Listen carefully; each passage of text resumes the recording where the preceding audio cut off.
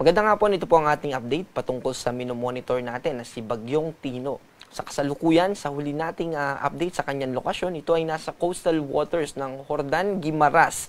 Ito ay may taglay na lakas ng hangin malapit sa mata na umabot ng 130 km per hour at pagbugso o biglang paglakas ng hangin sa paligid nito na umabot ng 180 km per hour. Bahagya po ito na humina as compared dun sa intensity o lakas ng hangin niya noong mga nakaraang oras at araw. Ganun din naman, patuloy pa rin yung kanyang pagkilos pakanluran sa bilis na 20 kilometers per hour. At sa ikalimang pagkakataon, ito ay naglandfall dito sa Iloilo City sa probinsya ng Iloilo kaninang 1:20 ng hapon. At para sa kanyang magiging track, so magpapatuloy pa rin na kumilos ito generally pa northwest at babaybay niya pagkalagpas niya dito sa Panay Island ay pupunta siya dito sa Sulusi at sa kung saan ay mamayang midnight ay babaybayin niya na itong northernmost part or northern part ng Palawan and eventually magtutuloy-tuloy na siya dito sa West Philippine Sea bukas ng umaga at by Thursday ay lalabas na ito ng Philippine Area of Responsibility. At dahil po dito sa kanyang pagkilos, ay mas nabawasan pa yung mga nakataas natin sa signal number 4. Dito yan sa Cuyo Islands, central and southern portion ng Antique, at ganoon din naman dito sa central and southern portion ng Iloilo at probinsya ng Guimaras. Kasama yung Cuyo Islands. At sa susunod natin na mga bulletin, ang magiging signal number 4 naman ay yung malaking bahagi ng northern part ng Palawan. Signal number 3 naman, dito sa northern portion ng Palawan, kasama yung Calamian Island at natitirang bahagi ng Antique, kasama yung Caluya Island, ganoon din naman yung Aklan at yung Capiz at natitirang bahagi ng Iloilo, northern and central portion ng Negros Occidental at ganoon din naman sa northern portion ng Negros Oriental.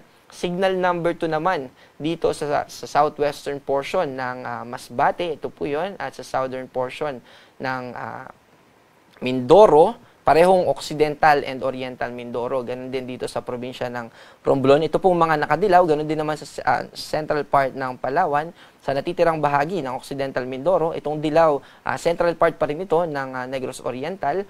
At sa buong Cebu, ganun din naman sa western part ng Bohol. Signal number 1 naman, dito sa central part ng Palawan, ganoon din naman sa natitirang bahagi ng Occidental Mindoro at Oriental Mindoro, central and southern part ng Marinduque, southern part ng Quezon kasama ang Burias Island, western part ng Albay, Ticao Islands, western and southern part ng Sorsogon, natitirang bahagi ng Masbate, western section nito northern Samar, malaking bahagi ng Samar, itong western part niya and central part ng Samar. Ganon din naman yung probinsya ng Biliran, buong Leyte province kasama yung Camotes Island, southern Leyte except dun sa southeastern part ng Leyte at ganon din naman dito sa natitirang bahagi ng Bohol, Siquijor at Negros Oriental. Bukod po dun sa pagbugso ng hangin na mga binanggit natin kanina, dahil sa northeast monsoon o sa amihan, ganun din naman sa shear line at sa trough or extension nitong si Bagyong Tino, ay magpapatuloy pa rin na mayroong mga pagbugso ng hangin na makakaapekto dito sa Cagayan Valley region, Cordillera Administrative Region, Ilocos Norte, Ilocos Sur, Central Luzon, Metro Manila, kasama po yung Metro Manila sa mga may pagbugso ng hangin, Calabarzon, Mimaropa, Bicol Region, Sarangani, Davao Occidental at Davao Oriental. Magpapatuloy po yung pagbugso ng hangin na yan, nadala nitong amihan, ganoon din ang shear line at yung trough ng Tino hanggang Wednesday. Patungkol naman sa mga pag-ulan, ay nananatili na nakapula.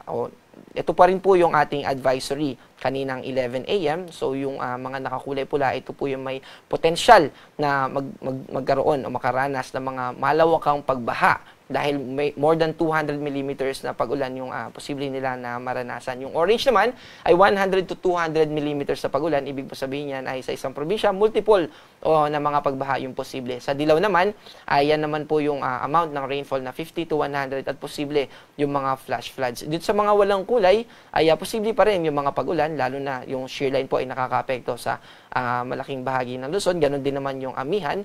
At yan naman po ay posible pa rin na makaranas ng mga pag-ulan either dala nung binanggit natin na weather system or mga thunderstorm lalo na dito sa Mindanao. Ganon din naman yung trough or yung extension ng kaulapan na associated or may kaugnayan dito kay Bagyong Tino. Ito naman para bukas ng tanghali hanggang sa Thursday ng tanghali, nananatili na meron tayong nakataas na orange. Dito sa mga nakakulay orange, ito po yung Palawan at Occidental Mindoro. Yellow naman po dito sa Aurora, Quezon, Batangas, Marinduque, Oriental Mindoro, Romblon, Aklan, Antique, Capiz, Iloilo at probinsya ng Guimaras. Yung storm surge warning natin ay in-update na po natin ito. So malaking bahagi ng Palawan, lalo na yung northern part, ay posible na makaranas ng mga storm surge o daluyong. Kaya inaabisuhan po natin yung ating mga kababayan na nakatira sa coastal areas na pansamantala po muna na sumunod tayo dito sa ating sa mga ipapayo ng LGUs. Lumikas po tayo kung alam natin na yung lugar natin ay posibleng maapektuhan ng malalakas na alon na tatama sa ating baybayin, sa ating mga coastal areas. Orange naman po dito sa western part ng Panay Island at ganoon din naman sa southern section ng Mindoro Island. At 1 to 2 meters naman dito sa mga nakakulay yellow. Nakataas pa rin yung ating gale warning, kaya hindi po natin ina-advise yung anumang aktibidad sa wag po tayong maglalayag o mangingisda o anumang aktibidad na kailanganin natin pumunta sa ating mga karagatan. Dahil yung gale warning po, pag pumalaot po tayo, posible tayo na makaranas o maka-encounter ng matataas na alon na pwedeng makapagpatumba ng mga bangka. Ganon din naman yung mga ginagamit natin na sa pangingisda.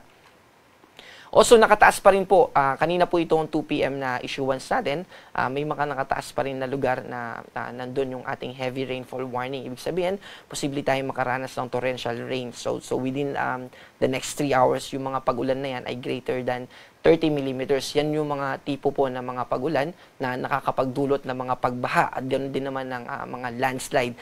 Kaya lalo na dun sa mga nakakulay pula. And then orange naman po at dun sa mga 15 to 30 millimeters at yellow naman dito sa 7.5 to 15 millimeters. Yung mga nakakulay blue, may ano po tayo dyan, thunderstorm watch. Ibig sabihin, posible yung mga pag-ulan din. Ina-expect din natin sa susunod na 2 hanggang 3 oras na makakaranas tayo ng mga pag-ulan. At ang susunod po natin na live weather update ay mamayang 5 p.m. Ganon din naman yung ating weather tropical cyclone bulletin. Also, gusto rin po natin i-inform yung ating mga kababayan patungkol dun sa tropical depression na nasa labas ng Philippine Area of Responsibility. Kaninang alas 11 ng umaga ay nagpalabas tayo ng Tropical Cyclone Advisory. Advisory po kapag nasa labas pa ng Philippine Area of Responsibility. Pero pagpasok niya na, ito ay magiging Tropical Cyclone Bulletin na. At yung advisory po natin, ang kasunod niyan ay mamaya pang 11 p.m. At yan po yung ating update. Patuloy po tayo na mag-ingat at kung may mga aksyon na pwede pa tayong gawin, lalo na doon sa maaapektuhan pa lang ng nitong si Bagyong Tino, ay gawin na po natin. Gusto po natin na mabawasan as much as we can yung mga damages sa ating properties at sa ating buhay. Kaya patuloy po tayo na maging updated at sumubaybay po tayo sa i-release pa na warnings ng Pag-asa. At yan po yung ating update. Maraming salamat po. Ingat po ulit.